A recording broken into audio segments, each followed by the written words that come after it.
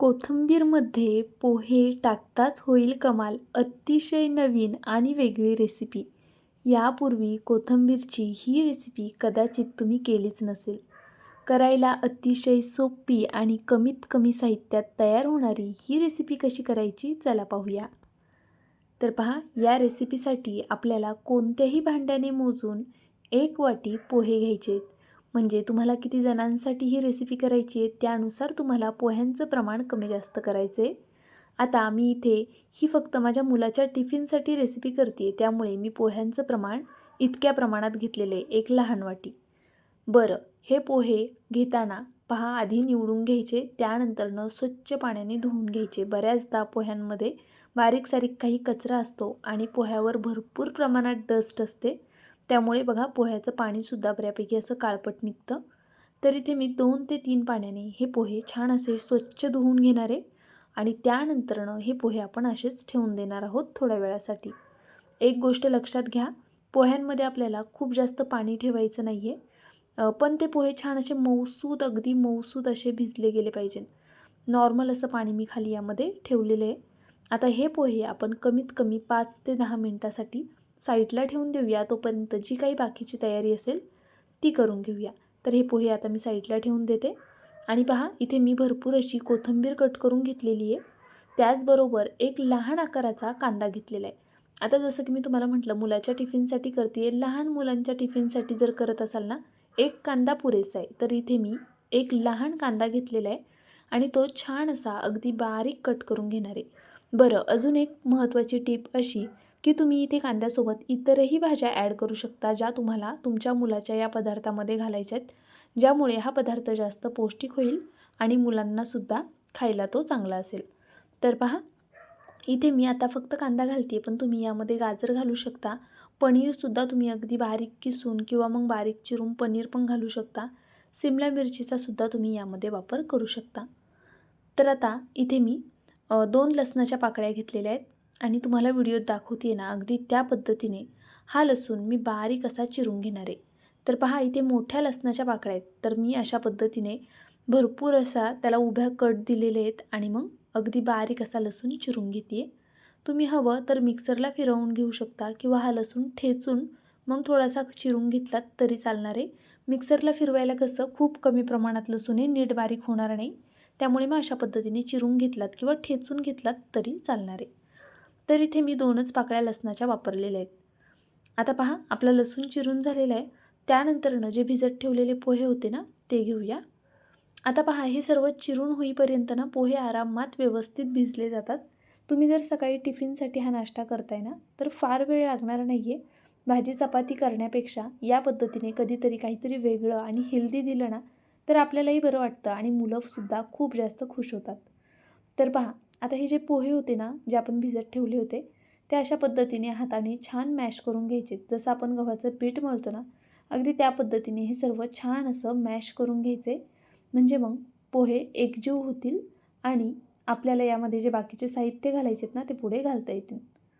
तर पहा इथे मी सगळ्यात आधी 2 चमचे पांढरे तीळ घालून घेतलेले आहेत. थंडीच्या दिवसांमध्ये तीळ आवर्जून घाला. त्यानंतरनं जिरं घालायचे. सोबतच भरपूर असा जो आपण लसूण कट करून ठेवलेला ना, आता एका मुलासाठी करतोय, 2 पाकळ्या भरपूर झाल्या, तर तो लसूण घालून घ्यायचा आहे आणि सोबत कांदा घालून घ्यायचा आहे. आपल्याला अगदी बारीक कट केलेला कांदा घालायचा आहे आणि त्यानंतरनं भरपूर अशी कोथिंबीर घातलेली इथे मी. तुम्ही कोथिंबीरीसोबत पालकसुद्धा अगदी बारीक चिरून इथे वापरू शकता, ज्यामुळे हा पदार्थ अजून जास्त पौष्टिक होईल. पहा आता अगदी 1-2 चमचे मी इथे पाणी घातलेले आहे, कारण मला पोहे ना ज्यावेळेस आपण मॅश करतो ना, त्यावेळेस अंदाज येतो पहा की पोहे थोडे असे राट वाटत होते, म्हणून मी अगदी 1-2 चमचे पाणी घातले. आता आपल्याला यामध्ये काही बेसिक मसाले घालून घ्यायचे आहेत. सगळ्यात आधी थोडीशी हळद घातली, त्यानंतरनं चवीनुसार लाल तिखट आणि पावभाजी मसाला घातलेला आहे मी.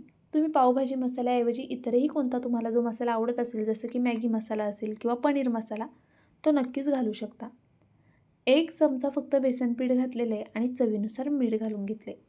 बेसन पिठामुळे आपल्या या पदार्थाला आहे ना छान अशी बाइंडिंग येईल, त्यामुळे इथे बेसन पिठाचा वापर करा. बरं, आपण कोणत्याही प्रकारची टिक्की करणार नाही आहोत आज, ना डोसे वगैरे करणार आहे, त्यामुळे व्हिडिओ नक्की शेवटपर्यंत पहा. तर पहा इथे मी सर्व साहित्य घालून घेतल्यानंतरनं जसं आपण गव्हाचं पीठ मळतो त्या पद्धतीने हाताने हे छान असं एकजीव करत मळून घेणार आहे. म्हणजे मग पोह्यांमध्ये आणि सगळे हे जे मसाले आहेत ना ते एकत्रित होतील, छान एकजीव होतील. जसं गरजेचं वाटेल तसं तुम्ही पाणी यामध्ये ॲड करू शकता. आपल्याला हे पीठ खूप पातळ करायचं नाही आहे आणि अगदीच घट्टसुद्धा नको आहे आपल्याला हे पीठ, याची काळजी घ्यायची आहे. तर पहा, इथे मी अशा पद्धतीने छान हे असं मॅश करत करत ना हे पीठ मळून घेणार आहे. मी हे तुम्हाला यासाठी दाखवते आहे की आपला जो पदार्थ आहे ना तयार होणारा, त्या पदार्थासाठी आपल्याला हे पीठ मेन म्हणजे प्रॉपर मळणं खूप गरजेचं आहे. त्यामुळे याला फक्त थोडा वेळ द्या. 1 ते 2 मिनटामध्ये ना हे पीठ छान मळून होतं. फक्त मळताना ना थोडासा जोर लावून मळून घ्यायचे. बरं चला, हे पीठ आता मी 2 मिनटासाठी परत साईडला ठेवून देते. आणि एका मिक्सरच्या भांड्यामध्ये पहा, इथे मी 2 हिरव्या मिरच्या घेणार आहे. मिक्सरच्या भांड्यात आपण 2 हिरव्या मिरच्या टाकून घेतलेल्या आहेत. त्यानंतर ना यामध्ये कोथिंबीर घालायची आहे. आता जेवढी तुम्ही कोथिंबीर घेतली आहे ना त्याच्या दुप्पट तुम्हाला इथे पुदिना घ्यायचा आहे. म्हणजे पुदिना जितका आहे त्याच्या अर्धी कोथिंबीर वापरायची आहे. त्यानंतर ना आता हे ऑप्शनल आहे, जर तुम्हाला ही चटणी करायची असेल तर करा. जर तुम्ही नाही ही चटणी केली तरी चालेल.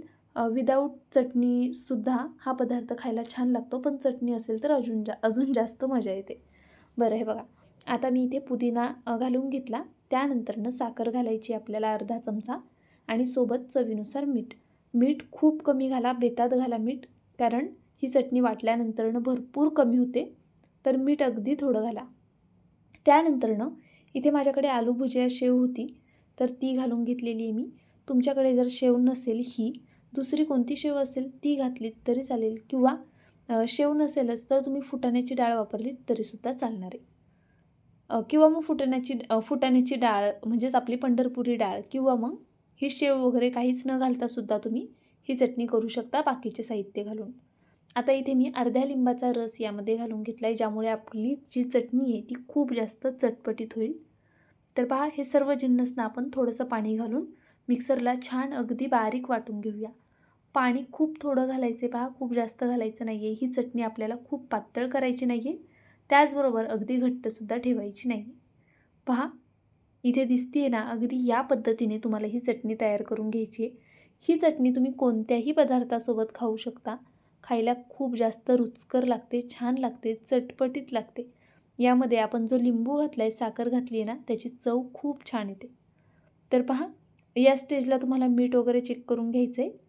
तर चला, आता आपली चटणी झाली आहे, चटणी साईडला ठेवून देऊया आणि पुढची कृती करून घेऊया. तर पहा, इथे ना हे जे पीठ आहे ह्याचे आपण आता अशा पद्धतीने गोळे करून घेऊया. हे 2 मिनटासाठी मी साईडला ठेवून दिलेलं, त्यानंतरनं परत एकदा फक्त हात मारून घेतलेला आहे पिठाला, म्हणजे थोडंसं मळून घेतलेलं आहे. आता मी याच्या अशा पद्धतीने 2 गोळे तयार करून घेते. त्यानंतरनं काय करायचं, गॅसवरती पॅन ठेवायचा. खूप जास्तीची भांडी काढायची नाही की सेपरेट त्याला खाली पोळपट घ्या, रुमाल घ्या, मग त्यावरती थापा, मग यावरती टाका, असं काहीही करायचं नाही. डायरेक्ट तवा ठेवायचा, तव्याला थोडंसं तेल लावायचं, गॅस चालू केलेला आहे मी, आणि बारीक गॅसवरती हे छान असं थापून घ्यायचं आहे आपल्याला. बरं, हां, हे पोह्याचं आहे त्यामुळे अगदी असं गोल गरगरीत वगैरे येणार नाही. साईडने अशा त्याच्या कडा थोड्या सुटणारच आहेत. आणि हाताला पाणी घ्यायचं आहे आपल्याला मध्ये मध्ये, म्हणजे काय होतं, हे आपल्या हाताला चिटकणार नाही आणि छान असं तुम्हाला थापता येईल. हे थालीपीठ थापत असताना एक महत्त्वाची काळजी घ्यायची, की हे थालीपीठ खूप जास्त पातळ थापायचं नाही आणि खूप मोठंसुद्धा करायचं नाही. अशी लहान लहानच ही थालीपीठं करायची, कारण आपण पोह्यापासून करतो आहे. यामध्ये बटाटा वगैरे घातलेला नाही आहे. जर तुम्ही उकडलेला बटाटा जर किसून घातलात ना, तर मग हे जे धपाटे आहेत ते छान मिळून येतील आणि अजिबात तुटणार नाही. पण आपण फक्त पोह्यापासून करतो आहे आणि एकच चमचा बेसन पीठ वापरलं आहे, कारण हे थोडे जाडसर करणार ना, तर पीठ कच्चं नको राहायला. तर पहा, थोडं जाडसर करायचं आणि लहान लहान करायचे, म्हणजे छान असे भाजलेसुद्धा जातात आणि त्याचबरोबर खायलासुद्धा छान लागतात आणि पलटी करायला मेन म्हणजे सोपं जातं. मी आता वरतून याला तेल सोडून घेतलं होतं. आता मीडियम फ्लेमवरती मी ह्याला होऊन दिलेलं आहे. खूप मोठा गॅस करू नका, नाहीतर मग पटकनी रंग बदलेल पण आतपर्यंत शिजणार नाही. थोडंसं बेसन पीठ घातले ना, तर ते व्यवस्थित शिजलं गेलं पाहिजे. हे पदार्थ आहेत ना, मीडियम फ्लेमवर केल्यावरच खायला छान लागतात आणि रुचकर खरपूस लागतात. तर पहा, मी इथे दोन्ही साईडनी छान असं भाजून घेणार आहे. 2 पराठे भाजायला आपल्याला जास्तीत जास्त 5 ते 6 मिनटं लागू शकतात. तर पहा अशा पद्धतीने मी इथे दोन्ही साईडनी हा जो पराठा आहे किंवा जे थालीपीठ आहे ते छान असं खरपूस भाजून घेतलेलं आहे. आता एका प्लेटमध्ये काढून घेते. पहा सोबत चटणी केलेली आहे. 2 थालीपीठं इनफ आहेत एका मुलासाठी आणि याने पोट भरतं कारण हे पोह्यापासून बनवलेले आहेत आपण. तर पाहू शकता तुम्ही अप्रतिम झालेले आहेत. खरं सांगते आहे एकदा नक्की ट्राय करून पहा आणि यासोबत ना ही चटणी नक्की करा.